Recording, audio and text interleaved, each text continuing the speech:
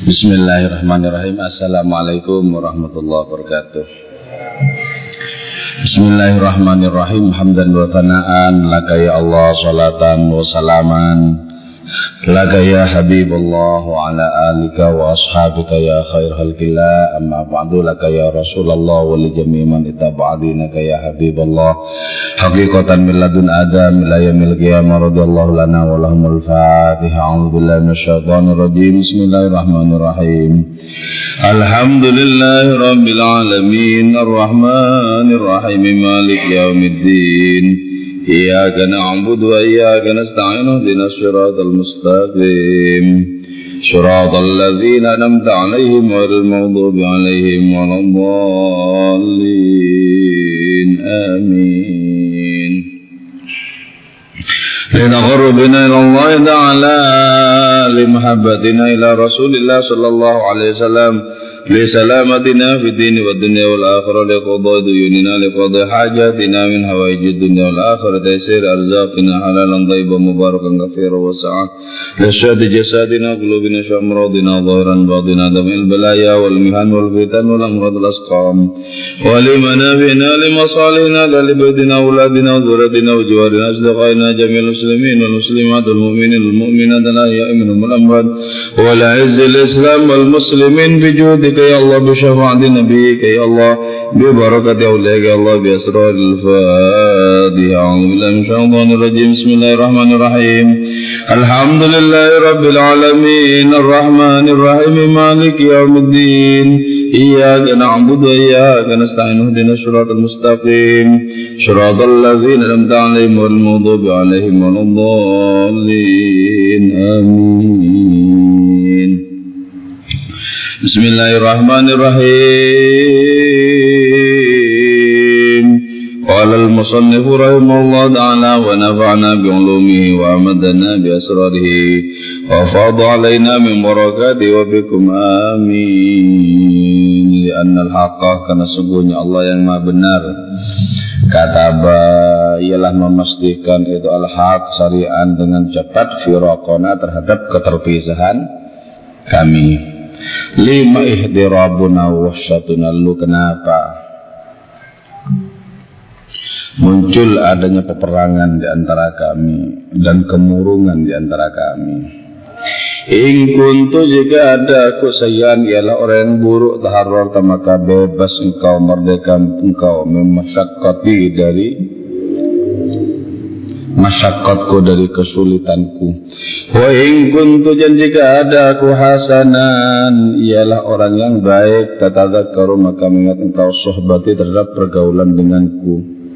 Al-ishku, adapun cinta, tariqu rasulina ialah jalan utusan kami, wasabiluhu dan lorong dari itu cinta.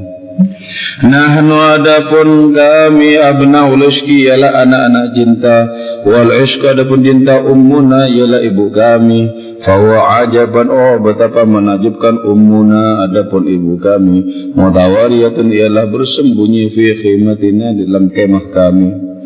Tawarat bersembunyi itu ummuna an tabi'atina dari tabiat kami, al-kafirat yang ingkar.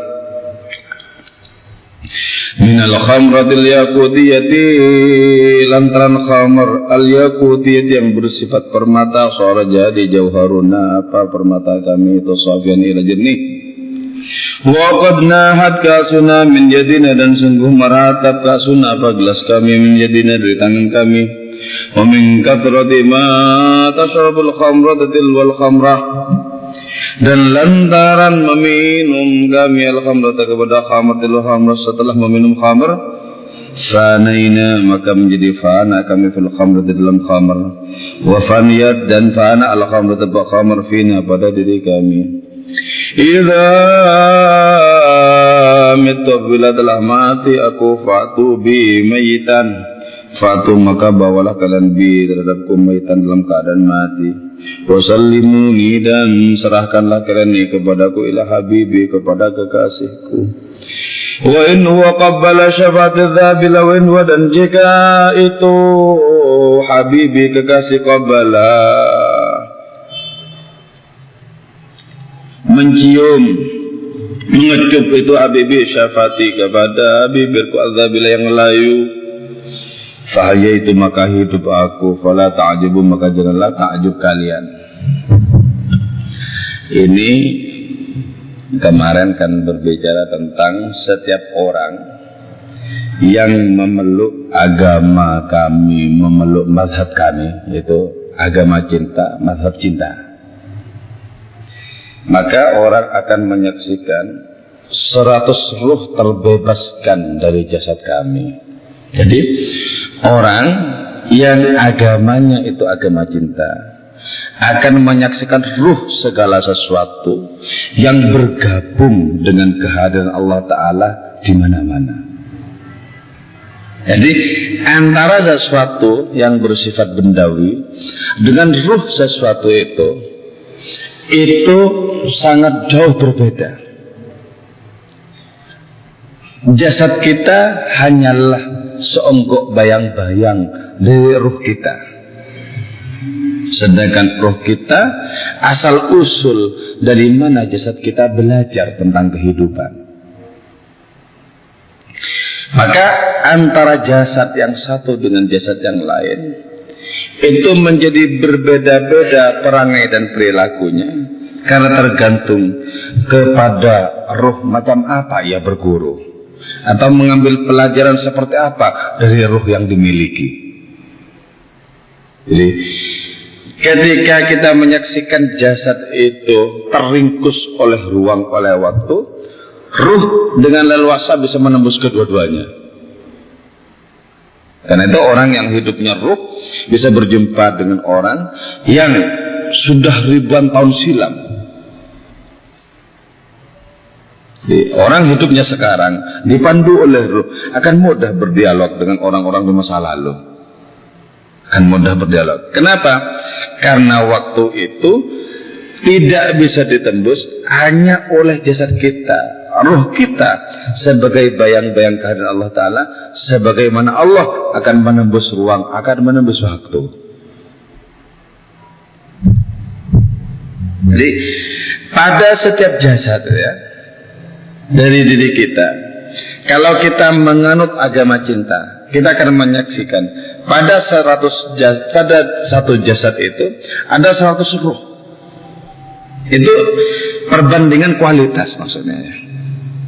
Kalau kita katakan misalnya begini, satu langkah jasad itu minimal langkah ruh 100 kali lipatnya, bahkan bisa sampai ribuan kali lipatnya langkah roh kita dibandingkan dengan langkah jasad. Dan setiap orang yang menenggak minuman kami pastilah dia menjadi mabuk. Yang dimaksud dengan agama cinta itu agama yang sepenuh-penuhnya membuat orang berpihak kepada Allah Ta'ala. Dia tinggalkan sebutir debu pada dirinya, ditinggalkan demi keberpihakan yang tuntas dan mutlak kepada Allah Maha Kekasihnya. Orang yang menenggak minuman kami, minuman apa? Sepertinya inilah minuman paling berjaya. Tenggak langsung menjadi mabuk. Itulah minuman yang dulu juga pernah ditenggak oleh para nabi, oleh para wali. Dari mana mereka menjadi sepenuh-penuhnya berpihak kepada Allah Ta'ala kalau tidak dari minuman cinta yang memabukkan ini? Inilah minuman cinta ilahiyat. Nah, pada setiap tindakan, pada setiap kebaikan yang kita kerjakan, di situ sesungguhnya ada bermangkok-mangkok minuman ilahiyat, tapi seringkali gagal kita merasakannya. Di sholat ada bermangkok-mangkok minuman cinta, di zikir ada bermangkok-mangkok minuman cinta. Ketika kita tak sepenuhnya berpihak kepada Allah Ta'ala, kita memikirkan yang lain. Dan pada saat memikirkan yang lain, kita tidak akan bisa menenggak dengan sepenuhnya minuman cinta itu. Dan karena itu gagal kita untuk menjadi mabuk.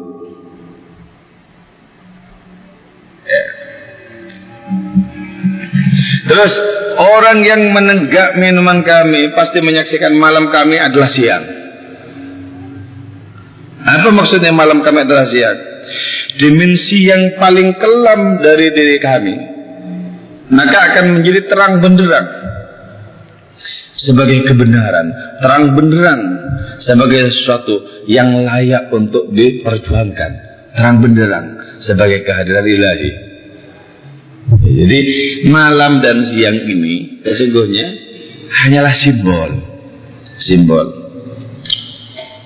Malam itu adalah simbol bagi orang-orang yang tidak menyaksikan cahaya ilahi, dan siang itu adalah simbol bagi orang yang hidup dalam cahaya petunjuk Allah Ta'ala.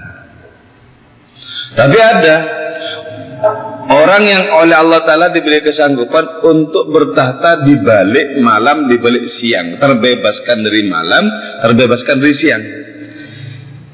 Malam dan siang itu simbol dari adanya sifat Allah Ta'ala. Ada sifat, ada ridho, ada sukhtun, ada murka. Coba ya, ada hadis Nabi menyebutkan begini: Jabalun bimakkata kana alaihi arsyur rahman hina la laila wa la nahara. Ada sebuah gunung di Mekah yang menjadi istana bagi Allah yang Maha Pemurah ketika sudah tidak ada malam, tidak ada siang. Hina la laila wa la nahara. Ketika tidak ada malam, tidak ada siang. Artinya apa? Siang dan malam ini tetap saja merupakan lonceng kebaharuan yang berdentum-dentum tentang kefanaan. Maka siapapun yang berada di bawah ruang lingkup siang dan malam pasti akan musnah oleh waktu. Kekasih-kasih Allah Ta'ala terbebaskan batinnya dari sergapan siang dan malam. Jasadnya bersama dengan partikel-partikel yang fana. Ruhnya sudah melesat di luar segala ruang, berjumpa, berhadapan-hadapan dengan Allah yang Maha Rahman. Bebas. Jadi jasadnya ditinggalkan di sini, orangnya sudah jauh dari jasad itu. Karena itu ada pangkat waliullah namanya wali abdal ya. Wali abdal itu begini. Wali abdal itu orangnya bisa di sini, jasadnya ditinggal di sini. Dia sudah pergi kemana? Dan orang mengira dia tidak kemana-mana. Karena itu sangat mudah bagi wali abdal untuk setiap saat umroh, setiap tahun haji itu sangat mudah. Orang-orang bilang enggak kemana-mana kok. Iya, memang enggak kemana-mana. Jadi ditinggal di situ jasadnya, dia melesat sendiri. Di sana wujud sebagai jasad yang lain. Itu namanya tajassud. Ya. Jadi himmah yang kuat yang dimiliki oleh abdal itu bisa melahirkan adanya tajassud, yaitu pembentukan jasad pada tempat-tempat di mana wali abdal ini melakukan kebaikan-kebaikan, namanya tajassud. Jadi kalau orang dulu mengatakan bahwa ada orang bisa terbelah menjadi sekian, itu hal yang sangat mudah bagi wali abdal, wali badal.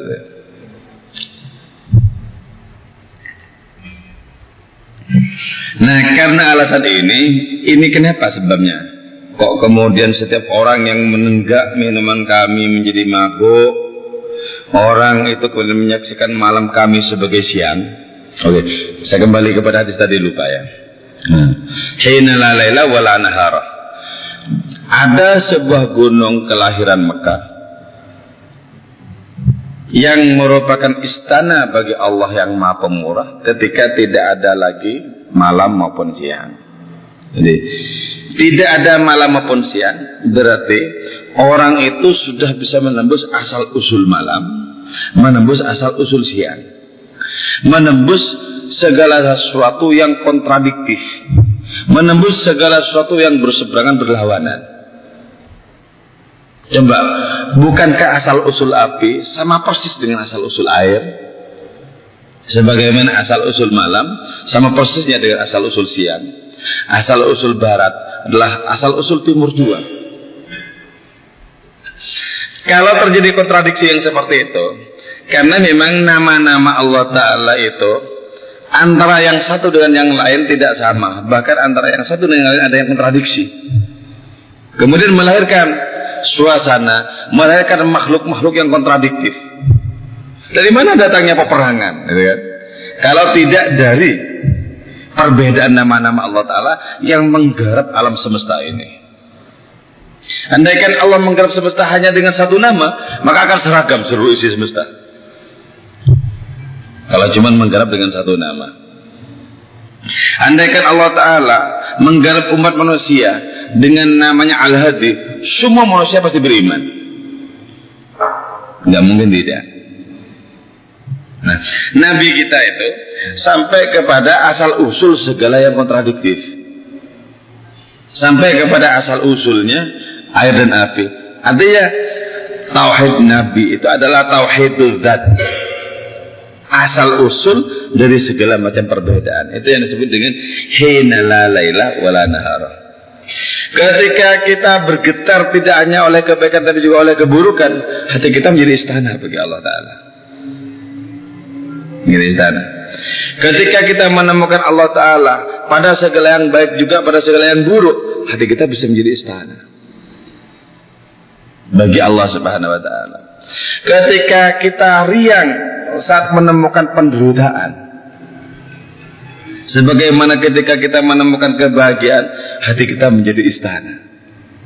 Ketika segala sesuatu yang bersifat eksternal sudah tidak lagi berpengaruh kepada diri kita, kepada batin kita, maka jiwa kita menjadi istana yang lebih luas dibandingkan dengan bumi dan langit ini. Istana. Tapi bukankah itu tidak mudah ya? Untuk tidak terrecoki, untuk tidak terpengaruh oleh faktor-faktor eksternal. Oh, kita tanpa tahu sebabnya apa kok tiba-tiba bisa kita murung kok. Nggak tahu sebabnya apa, tak cari-cari juga nggak jelas. Terus tanpa tahu sebabnya kita kemudian senyum-senyum, dari mana nggak tahu juga. Kalau kita gampang terpengaruh oleh sesuatu yang tidak jelas, apalagi oleh yang jelas. Kalau masih gampang terpengaruh seperti itu, bagaimana mungkin hati bisa menjadi istana yang bisa menampung kehadiran Allah Ta'ala? Nah, jadi hanya orang yang ma'rifatul zat, yang jannatul zat, yang tauhidul zat, itulah orang yang batinnya bisa menjadi istana bagi Allah Subhanahu wa Ta'ala. Itulah yang kemudian dihadiskan oleh Kanjeng Nabi Muhammad SAW. Ma wasa'ani ardi wala samai, langit dan bumiku tak sanggup menampungku, walakin yasa'uni qalbu abdil mu'min, tapi hati seorang hambaku yang sungguh beriman sanggup menampungku. Jadi bagi orang yang seperti ini, yang sanggup menampung Allah Ta'ala itu, siang dan malam tidak berpengaruh, sebagaimana aja kenikmatan dan bencana tidak berpengaruh. Langit di luar, langit di dalam, kata Hendra, sama saja. Keberuntungan dan bencana sama saja. Nah, kalau sudah seperti itu, berarti batinnya itu menjadi sangat luas. Cakrawala, samudra bisa jatuh ke dalamnya, dan hati itu masih bisa menampung apa saja yang lainnya lagi. Luas. Li'annal haqqa. Nah, kenapa kemudian kok terjadi kegoncangan, terjadi huru hara, kerinduan yang tak tertahankan, cinta yang membara? Kenapa? Li'annal haqqa, kata basari an firaqana, karena Allah Ta'ala memastikan bahwa kita mesti berpisah. Jadi agama itu adalah bagaimana menekuk jarak sehingga keterpisahan itu kemudian bisa dibuhulkan lagi, bisa disambungkan lagi. Bisa. Dulu kita tidak pernah memanggil ya Allah, tidak pernah. Kenapa? Karena tidak ada jarak. Ketika jarak tidak ada, untuk apa diperlukan panggilan? Ya Allah, kenapa? Dulu ketika kita di alam lahud, di alam jabarut, dulu ketika kita masih bersanding dengan para nabi dan wali, ketika waktu itu seluruh desah nafas rohani kita adalah kehendak Allah Ta'ala secara murni. Waktu itu kita tidak memanggil karena memang tidak ada jarak. Tapi memang sengaja ditakdirkan, diciptakan jarak oleh Allah Ta'ala. Untuk apa? Untuk mengetahui siapa yang paling kuat melesat, cepat melesat kepada panggilan hadiratnya. Sayup-sayup kitab-kitab suci diturunkan, dan kita masih belum bisa membangun ingatan bahwa dulu kita pernah menyatu. Ketika kitab suci itu diturunkan, ketika disampaikan oleh para nabi, sesungguhnya mereka dalam rangka menyadarkan kita bahwa kita pernah dulu sangat dekat dengan Allah Ta'ala, bahkan kita dikandung oleh Allah Ta'ala. Nah, karena itu kemudian limahtirabuna wahsyatuna, itulah sebabnya alasan kenapa terjadi kegembaran, terjadi kemurungan, terjadi rindu yang sangat menderu dan cinta yang sangat menyiksa. Nah, kabarlah kepada rindu yang menderu tidak sampai, kepada cinta yang menyiksa tak sampai, bagaimana orang bisa terbang menghadap kepada Allah Ta'ala? Orang terbang itu dibutuhkan adanya energi, dan energi paling kuat, paling sakral adalah rindu dan cinta.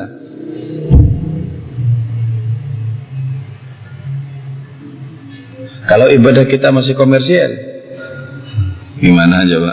Kalau kita masih hitung-hitungan pahala, gimana?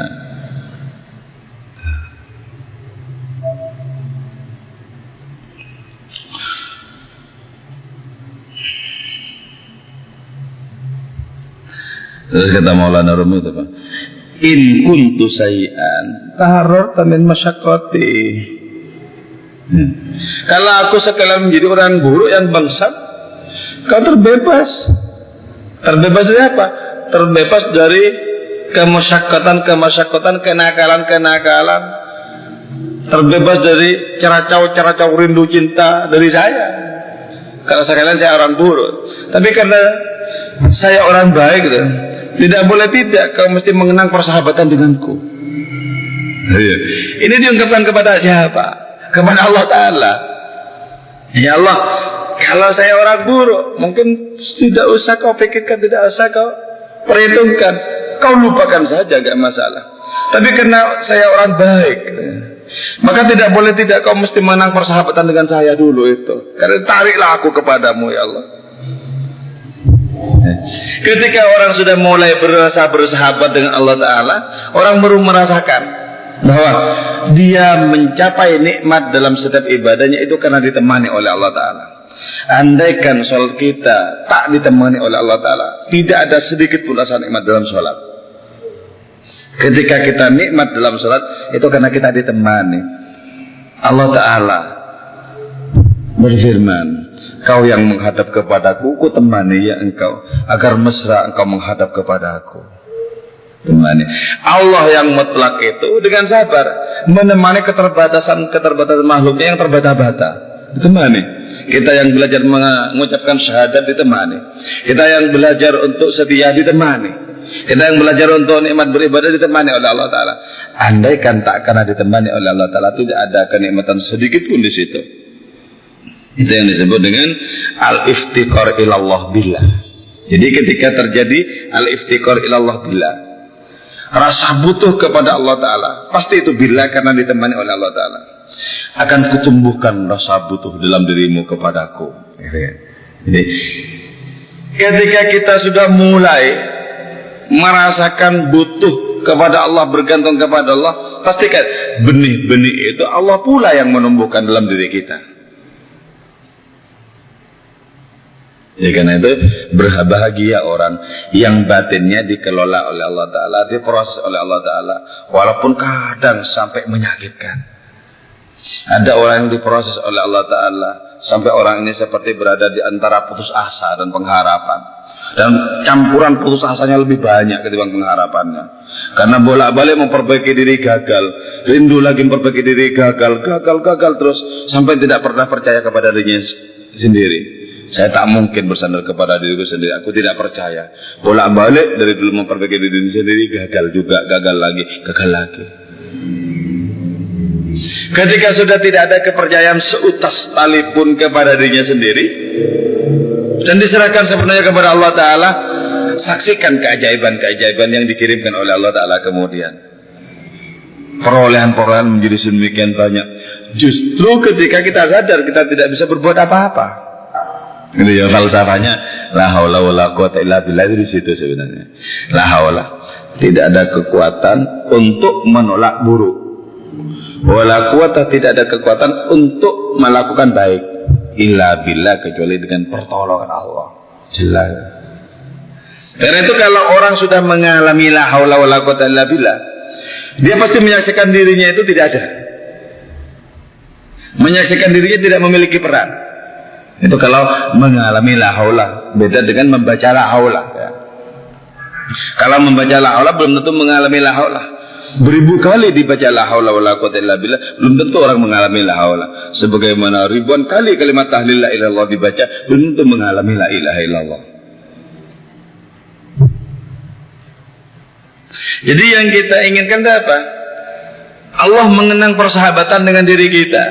Ketika dulu kita tidak berjarak, ketika dulu menjadi bagian dari para nabi, para wali, ketika dulu sepenuh-penuhnya keberadaan diri kita adalah nafas Allah Ta'ala. Kenanglah. Nah, perkara mengenang ini kemudian yang dipakai oleh orang-orang untuk bertawasul kepada orang-orang suci. Bertawasul kepada orang suci. Kata teman yang dulu pernah sebaya dengan Nabi Yusuf ketika kecil, dan teman ini bertandang kepada Nabi Yusuf ketika sudah menjadi raja dan Nabi sekaligus. Ketika ditanya oleh Nabi Yusuf, kau bawa oleh-oleh apa? Katanya, saya tidak membawa oleh-oleh apapun kawan, karena setiap oleh-oleh yang kubawa kepadamu laksana membawa garam ke samudra, percuma. Cuman satu yang saya bawa, semoga menjadi kebanggaanmu. Oleh-olehku sekarang adalah cermin. Bercerminlah engkau di cermin yang kubawa ini, hingga kau menyaksikan keindahan dirimu. Dan jangan lupa, ketika kau pandang dirimu yang mengagumkan, kenanglah aku sebagai kawanmu. Itu yang ini sebenarnya yang dijadikan perantara, dijadikan tawasul sebenarnya ya. Kita katakan kepada Syekh Abdul Qadir Jalil, kepada Abu Yazid Bustami, kepada Maulana Rumi, jangan menjauh dariku, jangan menjauh dariku. Kau dulu juga adalah kawanku di alam laut sana. Aku juga bertetangga denganmu. Kalau aku sekarang seperti ini, kenanglah aku, tataplah aku dengan pandangan belas kasihmu itu.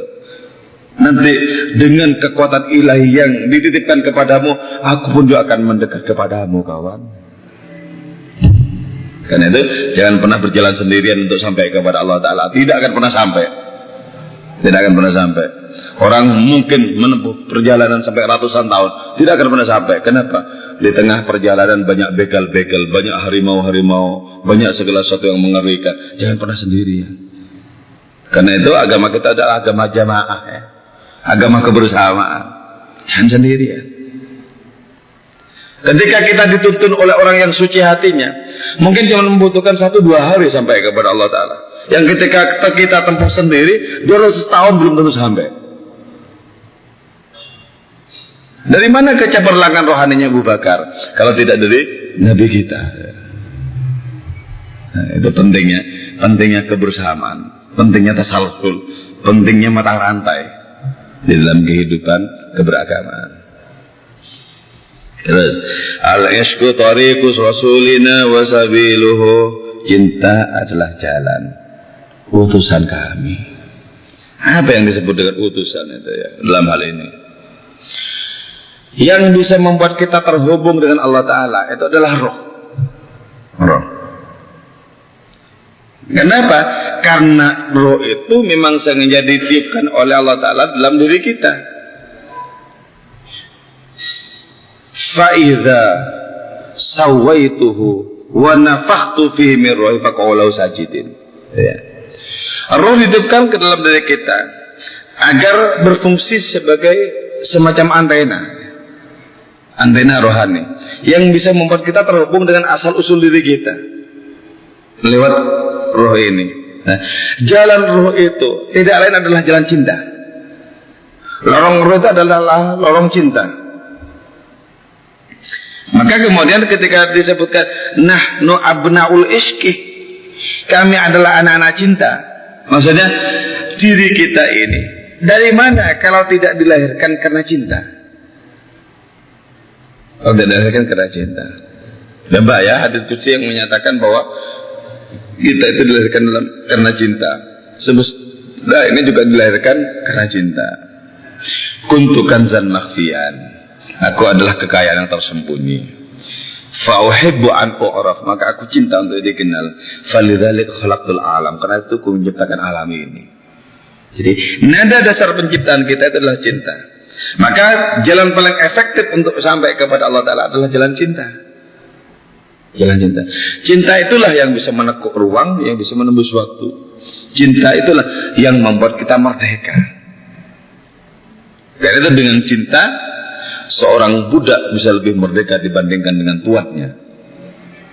Coba kita menyaksikan mana yang lebih merdeka. Apakah Bilal bin Rabah sebagai budak atau Umayyah bin Khalaf sebagai tuan? Lebih merdeka siapa? Lebih merdeka Bilal. Bilal, sahabat Nabi berkulit hitam kebangsaan Afrika, tapi hatinya jauh lebih putih ketimbang kulit paling putih manapun di dunia. Dia sebagai budak, tapi sungguh dia lebih merdeka dibandingkan dengan tuannya.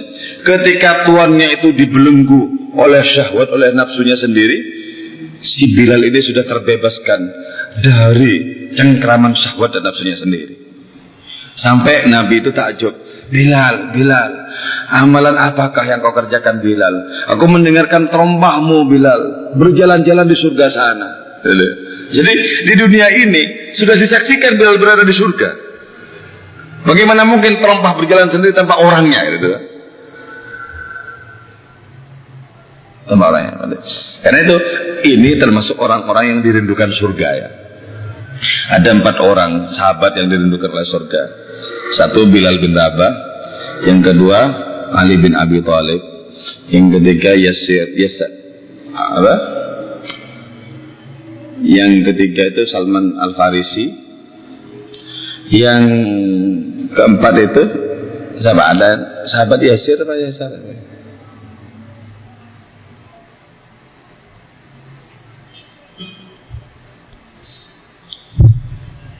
Bilal bin Rabah, Ali bin Abi Thalib, Salman Al Farisi, Ammar bin Yasir, ya, 4. Ammar bin Yasir disebutkan oleh surga. Ini dibahas oleh Ibn Arabi panjang lebar sesuai dengan nama masing-masing. Bilal bin Rabah, apa artinya Bilal? Bala, ya bulu. Itu artinya bahasa. Dialah yang kuyup dengan karunia rohani dari Allah Ta'ala. Bayangkan, Bilal itu gimana kau bisa jadi sahabat Nabi itu? Itu seorang budak sebenarnya. Seorang budak dari Afrika sana dijual makin jauh nyampe di Mekah dulu. Dijual bukan hanya second itu, bukan. Udah tangan keberapa? Sudah banyak sekali dah. Dijual-jual. Kan dipanggil, ditarik oleh hidayah, dipanggil oleh cahaya petunjuk Allah Ta'ala sampai di Mekah. Dan ketika ada kabar tentang Nabi yang diutus tuh, tidak bisa tidak, hatinya membuncah, menumpahkan keimanannya kepada Nabi itu. Biarpun dia seorang budak, dia tetap saja berusaha untuk sepenuh-penuhnya melaksanakan ajaran agama itu. Ketika disiksa oleh tuannya, oleh Umayyah bin Khalaf, nggak peduli dia. Kecintaannya kepada Allah membuatnya dia menyebut Ahad, Ahad, Allahku yang Esa, Allahku yang Esa. Terus yang kedua Ali bin Abi Thalib. Ali itu kan artinya tinggi ya. Salah satu nama Allah adalah Al-Ali. Karena beliaulah yang tidak pernah sekalipun menyembah berhala, walaupun lahir di zaman jahiliyah. Beliau itu lahir di dalam Ka'bah. Di dalam Ka'bah, bukan hanya di sekitarnya, di dalam Ka'bah. Ali bin Abi Thalib karamallahu wajah. Terus Salman Al Farisi pencetus adanya Marid ketika menjelang perang Khandaq itu. Dia orang Persia. Ya, orang Persia. Salman itu adalah apa? Itulah realisasi dari qalbun salim min kulli ma siwallah. Hati yang selamat dari apapun yang selain Allah Ta'ala. Murni hatinya untuk Allah Ta'ala. Yang terakhir itu Ammar bin Yasir, orang yang senantiasa memakmurkan hidupnya dengan penghambaan yang setulus-tulusnya, yang secinta-cintanya kepada Allah Ta'ala. Maka siapapun bisa menduduki makomnya orang par ini, pasti surga merindukannya.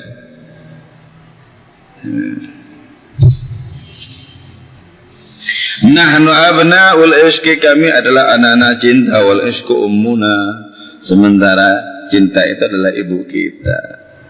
Termasuk ibu kita biologis itu melahirkan kita dengan penuh cinta, merawat kita, ngasih makan kita, ngewoi kita, macam-macam itu dengan penuh cinta, tidak ada pamrihnya sama sekali. Sebab yang sangat banyak dititipi oleh Allah Ta'ala sifat cinta di kalangan makhluk itu adalah ibu.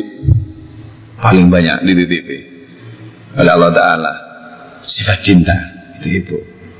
Jadi sesungguhnya kita semua ini adalah anak-anak cinta, terutama adalah anak-anak cinta ilahiyat. Dan cinta itu adalah ibu kita. Tapi aneh, sungguh aneh, ibu kita itu, cinta itu bersembunyi di dalam kemah kita, persis seperti ruh yang bersembunyi dalam diri kita. Coba dibedah badan manusia, di bagian manakah ruh bersembunyi? Tidak akan pernah ditemukan. Tapi jelas memiliki pertalian dengan jasad kita ini. Kalau ruh yang tersembunyi dalam diri kita itu kita beri peran yang seluas-luasnya dalam kehidupan kita, maka pasti hidup kita itu pasti bernuansa ilahiyat, bernuansa kedamaian, bernuansa ketentraman, bernuansa keadilan, bernuansa keabadian, bernuansa keagungan. Itu kalau kita berikan peran yang sebanyak-banyaknya. Akan tetapi tidak lantas menjadi hal yang gratis ruh kita itu menjadi pemimpin hidup kita. Tidak. Berhadapan dengan musuh bebuyutan yang bersemayam juga dalam diri kita, itulah nafsu amarah. Jadi dua-duanya berada di dalam pertarungan senantiasa terjadi. Tentara peperangan terjadi, tapi tidak ada pembunuhan. Gemuruh di sini. Kalau orang betul-betul mau menekuni jalan rohani dan berhadapan dengan keberingasan nafsu, orang akan bisa merasakan ini mengerikan, ini lebih hebat ketimbang Kurusetra. Coba kalau dirasakan, nafsu kita itu bandel loh ya, bandel nafsu kita bandel. Mau kita tundukkan itu tidak mudah. Dia secara langsung misalnya kalah, dia bisa ngeles, bisa bikin alasan-alasan sehingga kita tersendat-sendat untuk semakin maju mendekat kepada Allah Ta'ala. Jadi kuatnya luar biasa juga.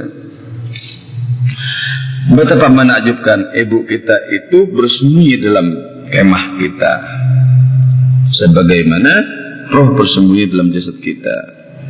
Ibu kita itu bersembunyi dari tabiat kita yang ingkar.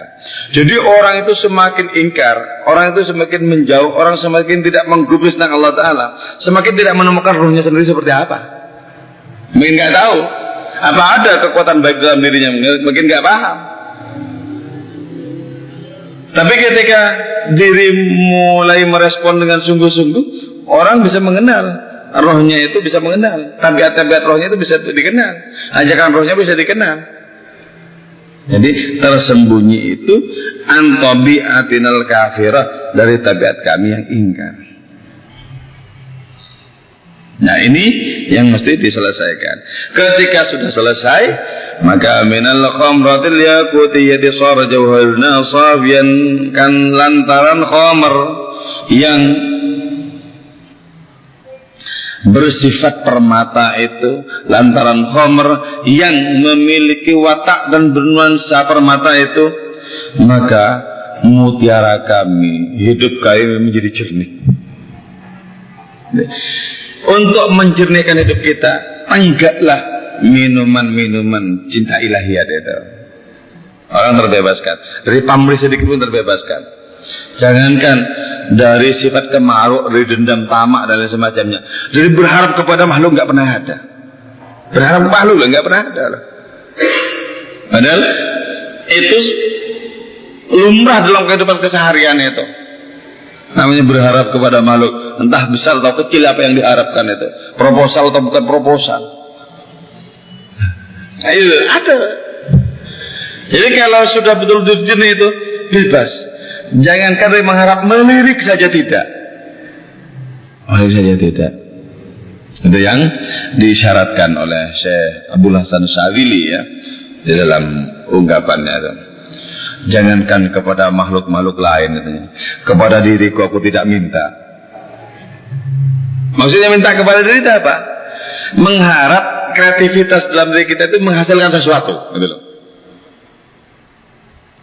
Mengharap adanya skill, ilmu pengetahuan dalam diri kita bisa kita pakai untuk memberikan sesuatu kepada kita. Itu tidak loh.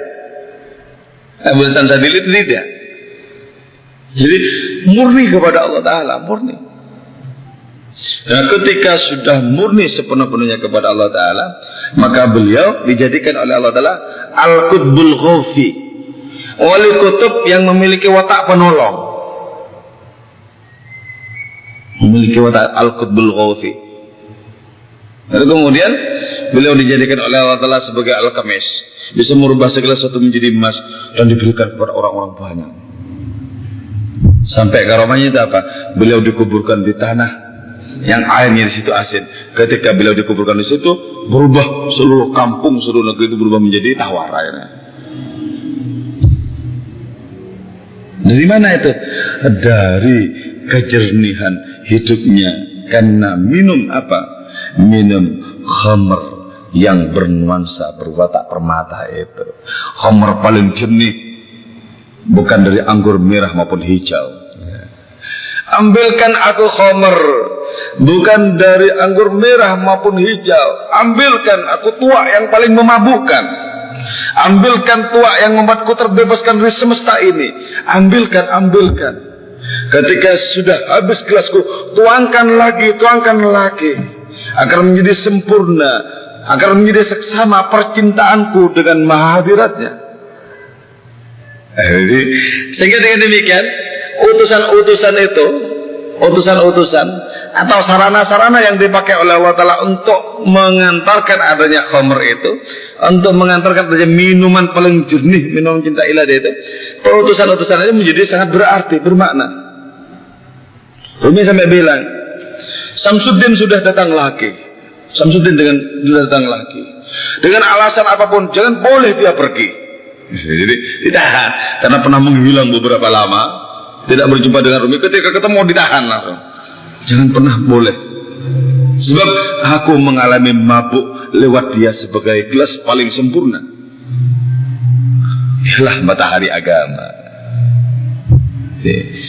Kita bisa memberikan penghormatan yang semestinya kepada Rasulullah ketika kita menyaksikan bahwa betapa banyak karunia rohani diberikan kepada kita lewat Rasulullah. Tapi kalau kita tidak mengapresiasi rohani yang lewat Rasulullah, bagaimana mungkin kita bisa takzim kepada Rasulullah? Sebagaimana kalau kita tidak bisa mengenang jasa-jasa ibu kita, tidak mungkin kita bisa takzim kepada ibu kita. Itu yang disebut dengan Rasul, utusan-utusan, sarana-sarana yang dipakai oleh Allah Ta'ala menjadi sedemikian berharga. Kenapa? Karena nikmat-nikmat yang dibawanya sangat berharga.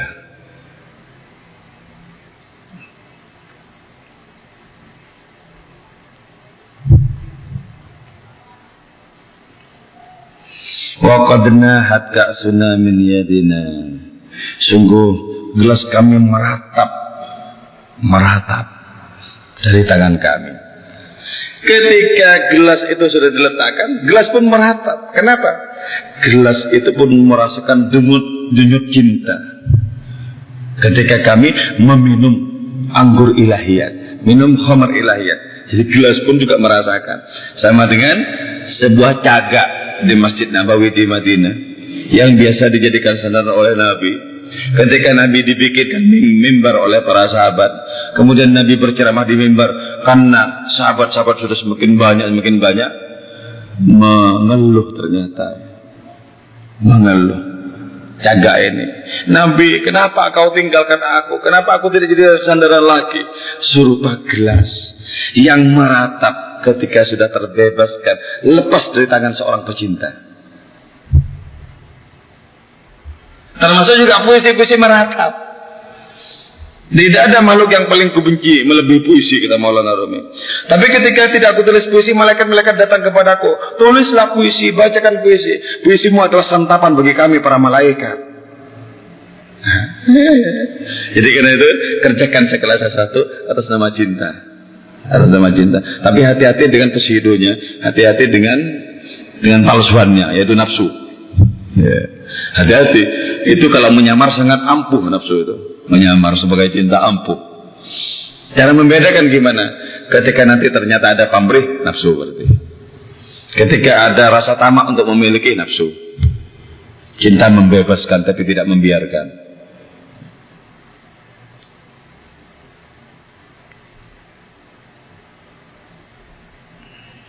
Maka ketika kami menenggak khamr demi khamr, ketika kami mabuk cinta ilahiyat demi cinta ilahiyat, kami kemudian menjadi fana dalam khamr, dan khamr fana dalam diri kami. Jadi serupa kita mengandung Allah dalam batin kita, dan Allah mengandung kita dalam kemahaagungannya. Kita fana dalam khamr, khamr juga fana dalam diri kita. Segala sesuatu bisa menjadi sarana untuk menumpahkan cinta ilahiyat. Manakala hati kita sudah terhubung dengan hadiratnya itu. Karena itu jika aku mati maka bawalah mayatku, serahkanlah kepada kekasihku. Serahkan kepada kekasihku. Tidak ada alamat apapun yang dituju oleh para pecinta kecuali Allah Ta'ala. Kalau orang yang mati syahid saja secara lahiriah, disebutkan dalam Al-Quran bahwa dalam kubur mereka hidup dan mendapatkan rezeki, apalagi kalau orang syahid dari jalan cinta. Gurunya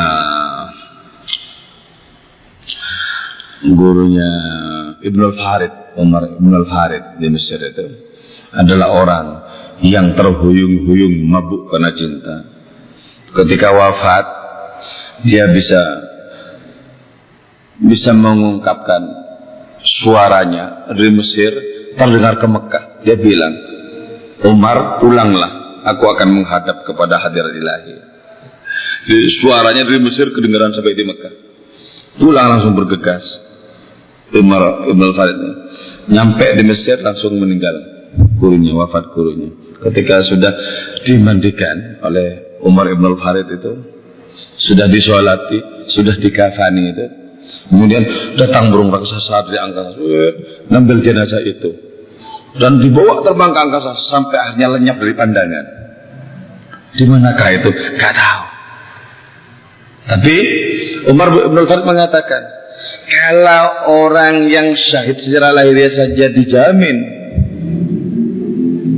bahwa dalam kubur mereka mendapatkan rezeki dan hidup, apalagi orang yang syahid karena cinta, itu jauh lebih dijamin.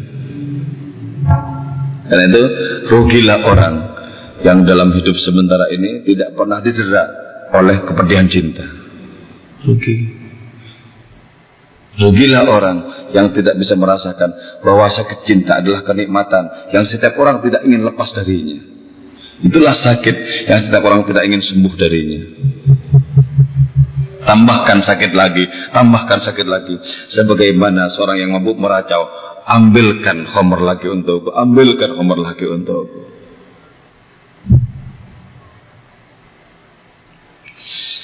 Ketika aku mati dan aku diserahkan kepada kekasihku, lalu kekasihku itu mengecup bibirku yang layu, seketika itu juga aku akan bangkit menjadi hidup kembali. Jadi orang-orang yang layu batinnya, yang tidak memiliki greget cinta, itu karena belum pernah dibelai oleh Allah Ta'ala dengan cintanya. Seketika dibelai, bajingan sekali akan menjadi pecinta ilahi yang paling tulen. Bukankah dulu Allah pernah membelai Bishr bin Haris Al-Hafi? Pernah dibelai. Biarpun dia seorang pemabuk beneran, khamr beneran, dan setiap malam dia mabuk di pesta, ketika oleh Allah Ta'ala dibelai dengan lembut cintanya, seketika itu juga dia merindukan Allah, dan waktu itu pula dia diangkat menjadi waliullah. Karena itu kita bilang, ya Allah, Sekeparat apapun diri ini, tetap saja membutuhkan belayan cintamu agar berubah nasib ini. Sebab aku saksikan, aku tatap, aku tahu tidak ada siapapun berubah nasibku selain engkau. Tidak juga ibadah-ibadah itu bisa merubah nasibku. Tidak juga ilmu pengetahuan itu. Tidak juga buku-buku dan kitab itu bisa merubah nasibku. Tidak semuanya. Semuanya hanya menjadi ongkokan-ongkokan tak berguna. Apalagi ijazah. Jadi tak berguna. Justru aneh, yang tak berguna itulah yang dikejar kemana-mana.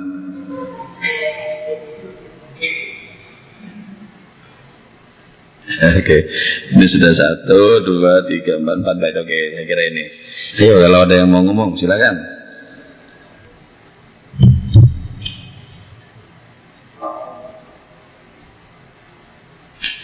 Ya.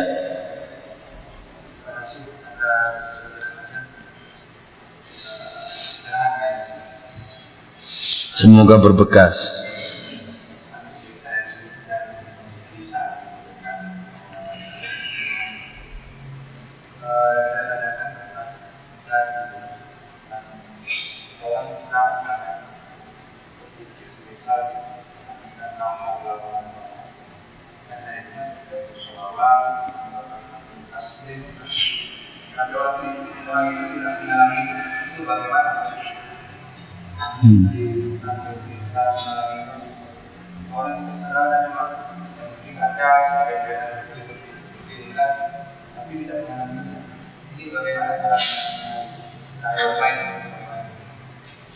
Untuk bisa mengalami apa yang kita lakukan atau kita baca ya.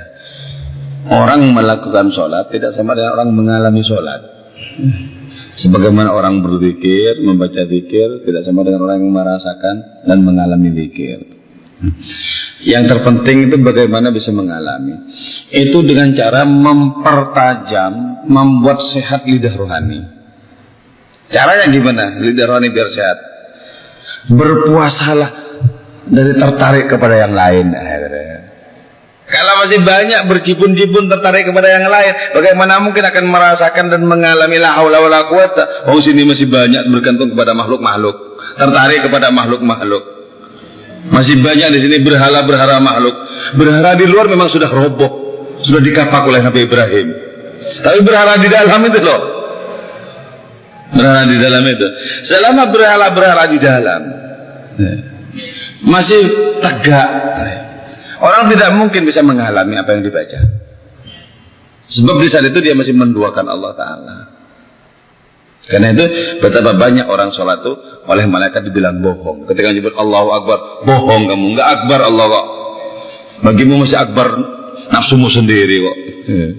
Enggak akbar, Allahu Akbar bohong.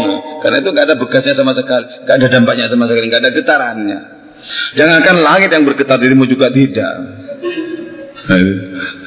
Coba kalau orang-orang jernih itu sekali menyebut Allahu Akbar, seluruh komponen-komponen langit itu bergetar.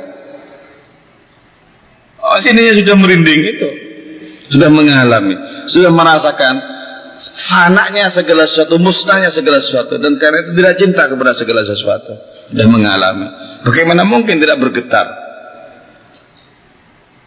Ketika hatinya sudah menjelma langit, menjadi cakrawala yang sangat luas.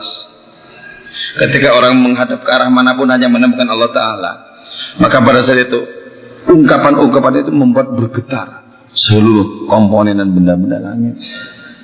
Coba fahtazal arsyu tarabau wastibsyara. Fahtazza bergetar, al arsyu ars, taraban wastibsyara, dengan senang dan riang gembira. Itu padahal cuma menjelang Nabi lahir, belum lahir loh. Belum lahir, Nabi belum lahir sudah bergetar benda-benda langit. Apalagi lahir Nabi terus Nabi berzikir, apa tidak? Kita mungkin tahlilan sampai riba, la ilallah, diem semuanya benda langit. Kenapa? Hatinya sendiri juga diem kok. Nah, gimana bisa menggetarkan? Oh, hatinya sendiri nggak bergetar kok. Kenapa begitu? Karena pamrih-pamrihnya itu masih banyak. Melirik yang lain masih terlalu sering. Tertarik kepada selain Allah masih banyak. Gak mungkin bisa. Jadi lidah rohaninya tumpul. Kalau lidah rohani tumpul sebagaimana lidah jasad ini, kita minum air pahit katanya. Oh, lidah yang sakit kok pasti pahit, air mineral itu pahit. Pahit. Kayak orang sakit tuh, mau ini enggak, mau itu enggak. Jadi belum sehat.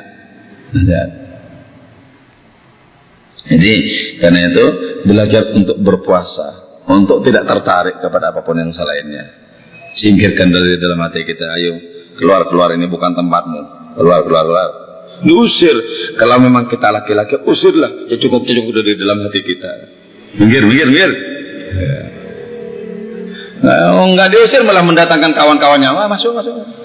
Yang lain suruh masuk ke dalam. Makin bertempuk-tempuk sebagai gudang segala sesuatu yang lain. Ketika cahaya Allah Ta'ala mau datang, balik dia. Kenapa? Banyak yang menghuni, nggak suka, balik. Jadi sebenarnya petunjuk Allah Ta'ala itu setiap saat itu nyari orang. Cuma ketika menemukan orang itu hatinya sudah penuh dengan yang lain, mundur dia. Sebab apa? Tidak mau diduakan. Aku kalau di madu model begini nggak mau. Diduakan, ditigakan, nggak mau, mundur. Kembali kepada asal usulnya. Jadi sebenarnya tidak terlalu sulit kok ya. Tinggal buang saja, gitu kan. Karena itu kata Al-Halal itu, cuman dengan 2 langkah orang bisa jadi waliullah.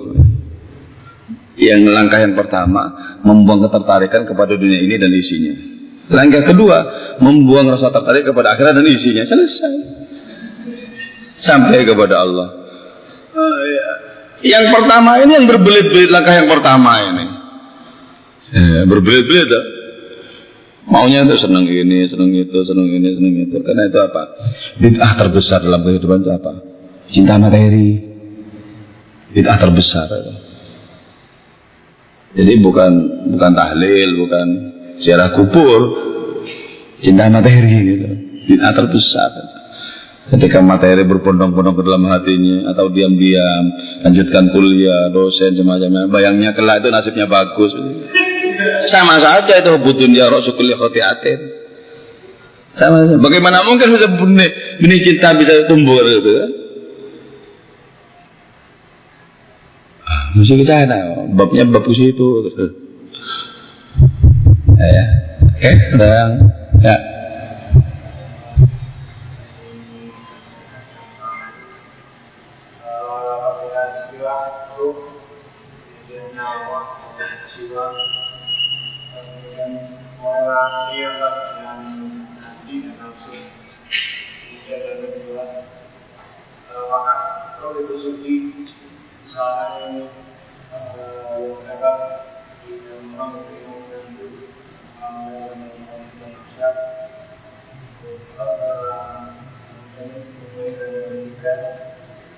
Ketika orang itu meninggal, itu yang dia mati itu yang dicabut itu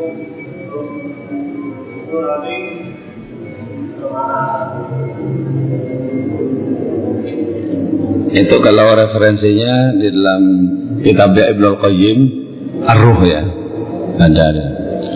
Dan kebetulan besok hari Senin saya jadi dosen tamu di Fakultas Psikologi UI tentang ini tadi yang ditanyakan itu, tentang roh, jiwa, nyawa, nafsu semuanya. Ini kalau roh itu jelas suci. Kenapa? Itu bayang-bayang dari Allah Ta'ala. Cuman ada yang diperankan, difungsikan, dikuatkan, ada yang dibikin lemah dan bahkan diusir. Oh ya. Terus kalau jiwa itu sesungguhnya merupakan alam barzakh atau dimensi tengah antara jasmani dan rohani. Jadi tengah-tengah antara jasmani dan rohani itu ada nafsani. Nah, kejiwaan seseorang itu dipengaruhi oleh 2 hal, yaitu oleh fisiknya orang itu, jasmani orang itu, juga oleh ruh orang itu. Nah, muncul disebut kejiwaan. Nah, itu yang nanti psikologi itu, kejiwaan. Nah, karena cuma sampai di situ ya, maka yang paling hebat dari pakar psikologi atau psikoanalisa, Sigmund Freud dan lain semacamnya itu bisa menganalisa orang itu hanya berkaitan dengan pola hidup dengan perilaku berdasarkan kejiwaannya.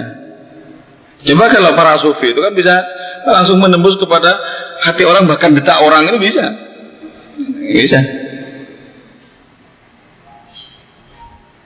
Saya pernah sowan kepada seseorang. Saya sengaja mengucap salam di hati saya. Assalamualaikum ya wali Allah, dalam hati. Bila menjawab dengan lisan, Waalaikumsalam. Itu kan, itu nggak mungkin Sigmund Freud, Abraham Maslow, nggak mungkin bisa begitu saya kira ya. Nggak bisa. Kalau cuma nanti orang ini bingung apa enggak bisa, saya juga bisa tahu. Orang ini bingung apa bahagia, lihat saja ya. Wajahnya itu cerah Pak, semrawut. Kan ketahuan orang ini seneng apa enggak, kan ketahuan. Atau orang ini apa biasa, bisa dilihat ya. Lihat baik-baik kan ketahuan. Tapi kalau apa yang dimaui orang ini datang ke sini, kalau cuma ahli psikologi saya kira nggak bisa itu. Apa maunya orang ini ke sini? Belum, nggak tahu apa. Jangan menebak-nebak, salah nanti. Mending kalau nggak paham ya tanya apa maunya. Itu kejiwaan.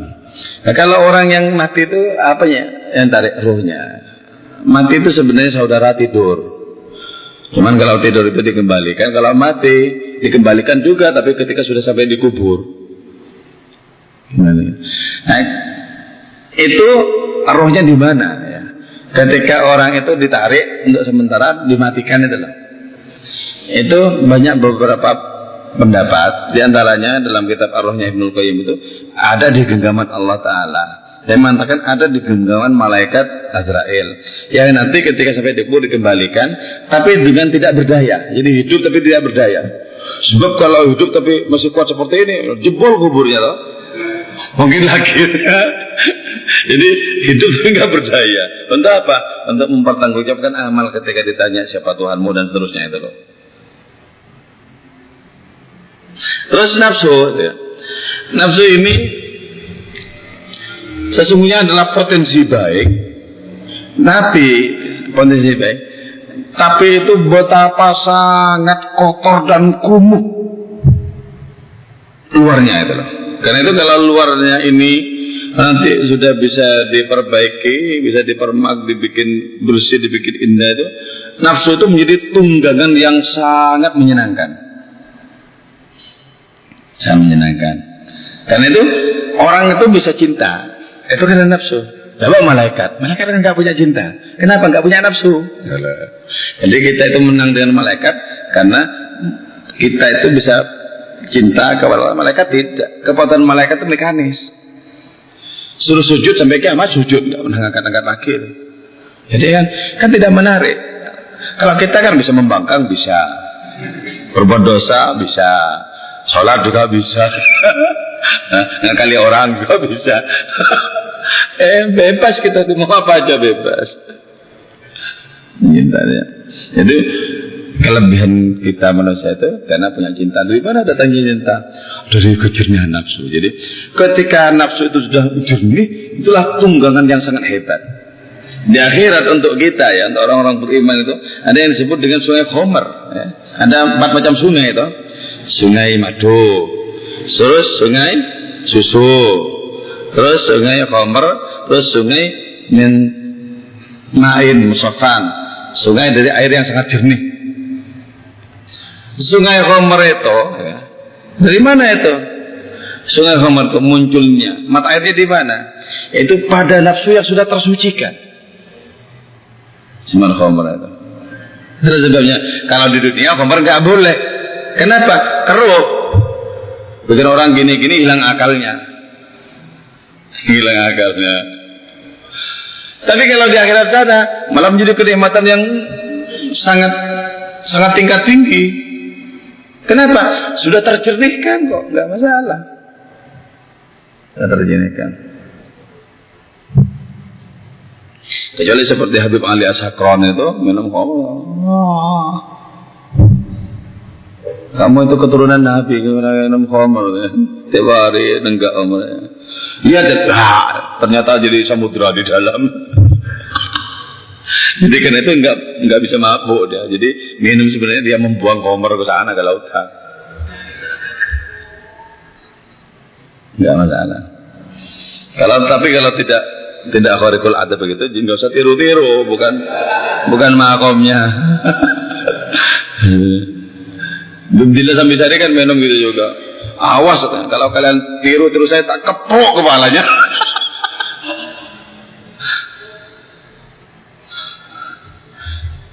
Ya jadi ya nyawa. Kalau nyawa itu ya ini nyawa ini. Nyawa, nafas itu. Nyawa. Ini sebagai simbol tanda dari hidup. Nyawa. Ketika roh dicabut ini pun juga tidak ada. Ini tidak ada. Siapa lagi tadi? Hati. Hati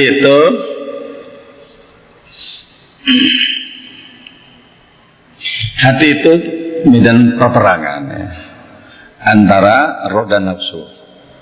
Karena itu sumiyal qalbu qalban li'annahu yataqallab. Hati itu disebut qalb karena bolak-balik taqallab. Jadi kalau roh menang baik orang. Kalau nanti yang menang nafsunya, orang bisa muring-muring, bisa buruk perangannya. Qalb. Nah, kalau hati sudah terbentuk, hatinya sudah terbentuk baik, namanya bukan qalb lagi tapi fuad. Fuad. Kalau fuad yang diperes lagi, lebih jadi lagi wujudnya hub, cinta. Jadi cinta itu adalah nama lain dari tingkatan hati sebenarnya. Kalau hub ini dinaikkan lagi, namanya syaghaf, cinta yang terlalu. Kalau diperes lagi lebih naik lagi, namanya sir. Sir ini amalnya apa? Amalnya sir itu mukalabah, orang berdialog dengan Allah Ta'ala. Jadi kalau orang sampai di tingkatan sir ini bisa berdialog dengan Allah Ta'ala dan bisa setiap saat itu istikharah. Ini gimana ya? Langsung ada jawabannya. Ini ada jawabannya itu. Ya, sir. Wa fi sirri ana, Allah Ta'ala berfirman, saya bersemayam dalam sir itu. Hati. Berapa lagi? Saya? Oke. Apa lagi? Ya. Ini dulu. Ya.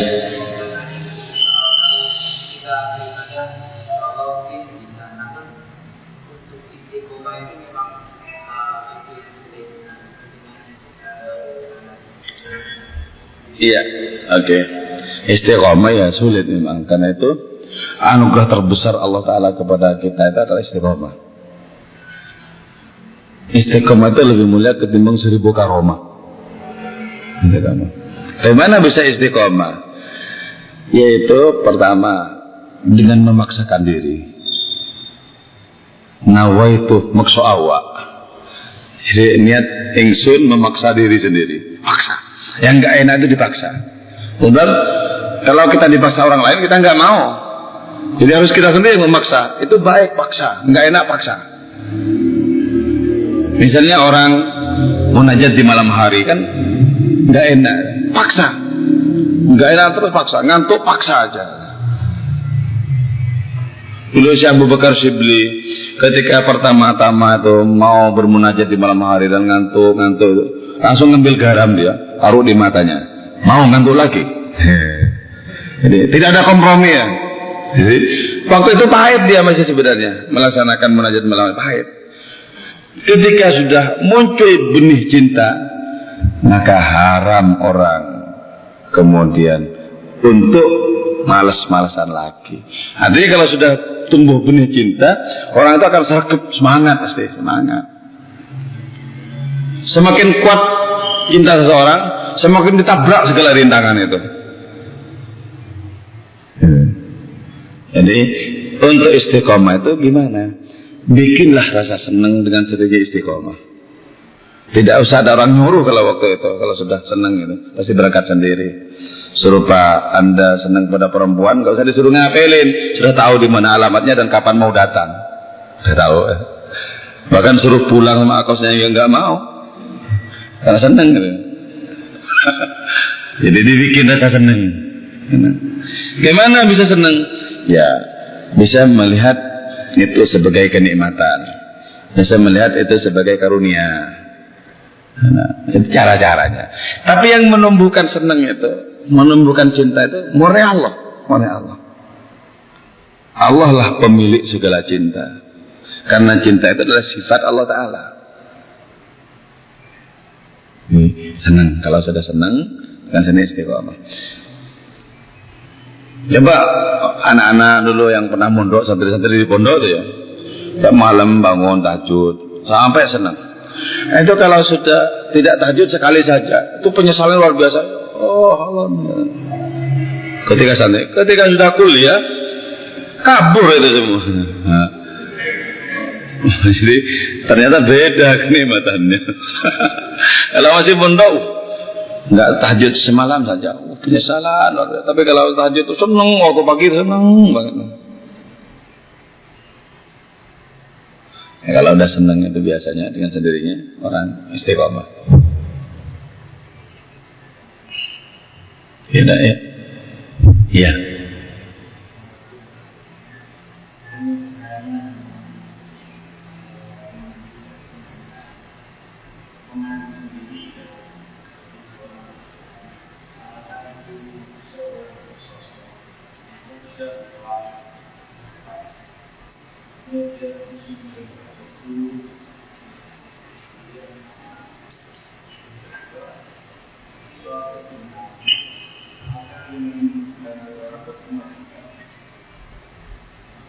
Ya, oke. Pemandu itu sosok apa suasana? Sosok atau suasana? Pertama-tama itu sosok ya, sosok. Sampai akhirnya muncul, tumbuh pohon cinta dalam hati. Ketika sudah muncul pohon cinta, itu suasana bisa mempertegas adanya pohon cinta di dalam. Ini yang pertama-tama sosok, itu yang terpentingnya. Sosok. Karena itu Nabi membimbing para sahabat dengan sosok Nabi sendiri. Nah, ketika Nabi sudah hidup di hati para sahabat, ditinggalkan gak masalah. Kalau guru kita sudah hidup di dalam diri kita, guru kita wafat gak masalah. Kita katakan, bersemayam di sini, itu apa aku bersedih kan gitu kan? Kenapa aku bersedih kan bersemayam di sini ada? Karena itu kalau di dalam kitab Hakadha Yaqulu Zarathustra itu lah, gitu. Zarathustra-nya Nietzsche itu loh. The Spoke Zarathustra itu. Dia disebutkan, engkau akan menemukan aku justru ketika engkau menampikku. Artinya menampik sebagai sosok berarti sudah menemukan di sini makna hakikinya. Jadi pertama-tama sosok. Hati-hati kalau berguru kepada yang bukan sosok, maksudnya jin nanti itu. Nah itu. Pada jinnya bernama Jibril. Nanti dikira malaikat Jibril seperti Laidin itu loh. Itu jinnya bernama Jibril. Dikiranya malaikat Jibril diutus oleh Tuhan. Kemudian dia bilang, saya perguruan dengan Nabi Muhammad. Wah, lihat saja wajahnya kan, kelihatan.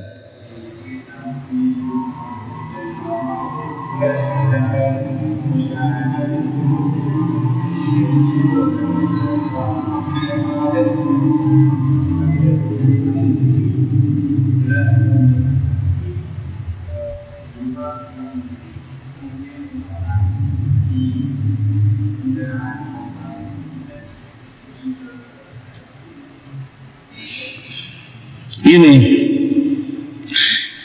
di luar Islam itu ya. Apa ada pencerahan di luar Islam? Ada. Kalau disebut pencerahan itu adalah sikap arif ya, sikap bijaksana dalam menanggapi segala sesuatu misalnya. Ada. Kalau itu yang dimaksud. Tapi kalau yang disebut pencerahan itu adalah ma'rifat kepada Allah Ta'ala, sepanjang tidak bisa memahami posisi Nabi Muhammad, saya kira tidak bisa. Sebab syahadat itu bukan satu tapi dua itu loh. Jadi misalnya asyhadu alla ilaha illallah, oke. kita percaya bahwa ada Tuhan yang maha, entah apa sebutannya kan itu ya. Seperti orang-orang kejawen itu. Apa sebutnya? Tapi nggak ngerti. Wa asyhadu anna Muhammadar Rasulullah nggak ngerti. Nggak bisa itu. Sebab apa? Pintu dari semesta itu, tempat keluar dan masuknya segala sesuatu itu Nabi Muhammad. Nabi Muhammad ini. Dan itu kemudian diformulasikan dalam Islam bahwa apa yang dimaui oleh Tuhan itu modelnya begini. Lewat Muhammad ini. Ya, Muhammad ini. Sementara misalnya mereka katakanlah saudara-saudara kita di luar Islam misalnya, saudara itu ingkar apa menampik Muhammad sulit itu, nggak bisa ya. Nggak bisa. Kalau cuma maksudnya itu pencerahan itu adalah sikap arif, gitu, tidak gampang emosi, jadi ya, seperti itu paus apa itu ya. Ya setiap agama bisa melahirkan itu. Setiap agama bisa melahirkan itu. Di situ yang jadi persoalan kalau perspektifnya Islam itu di situ. Asyhadu anna Muhammadar Rasulullah-nya inilah. Ya. Sebab kalau memang gini, ya, yakin beriman kepada Tuhan, kepada Allah misalnya. Kalau otomatis harus beriman kepada firman-firmannya. Firmannya ini memerintahkan untuk beriman kepada Nabi Muhammad. Ya, jadi yakin kepada Tuhan, kepada Allah, ya. Itu nggak bisa mengabaikan Nabi Muhammad. Sebab itu sudah satu paket dalam syahadat itu, satu paket. Nah kecuali kalau perspektifnya bukan Islam, misalnya, ya nggak masalah. Kalau perspektifnya bukan Islam, misalnya yang penting hidup di dunia ini berbuat baik kepada sesama, bisa tolong menolong, nggak masalah kalau perspektifnya bukan Islam. Kalau Islam tetap nggak bisa. Ya, yang kedua apa ya?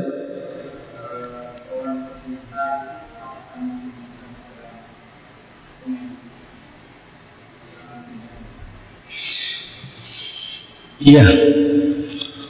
Itulah sebabnya kenapa Nabi sebagai pecinta paling ulung, paling agung, kenapa kok harus Allah mengutus Jibril barang gitu kan?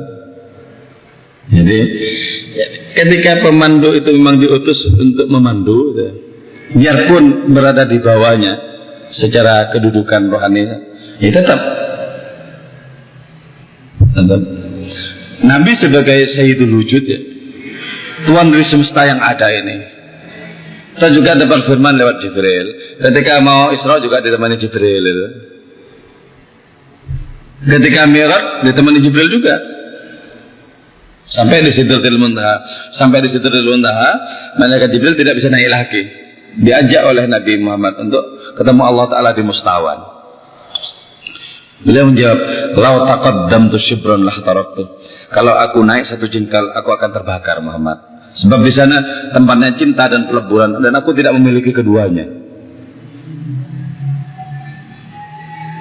Tetap cinta, ya tetap. Walaupun orang cinta tetap harus mengikuti Quran, hadis. Kecuali kalau orang gila, karena sudah tidak punya aturan. Kalau orang cinta ya tetap. Qul in kuntum tuhibbuna Allah fattabi'uni. Katakan Muhammad, kalau kalian itu mencintai Allah, ikuti aku, bilang gitu aja. Nggak bisa kita bebas begitu nggak bebas. Bisa, kalau aku cuma cinta Allah Ta'ala, tetap nggak bisa. Formatnya nggak begitu, formulasinya. Oke? Ya, ada lain lagi?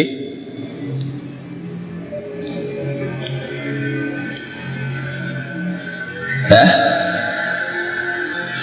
Oke, untuk formal kita tutup. Moga-moga manfaat barokah. Wassalamualaikum warahmatullahi wabarakatuh.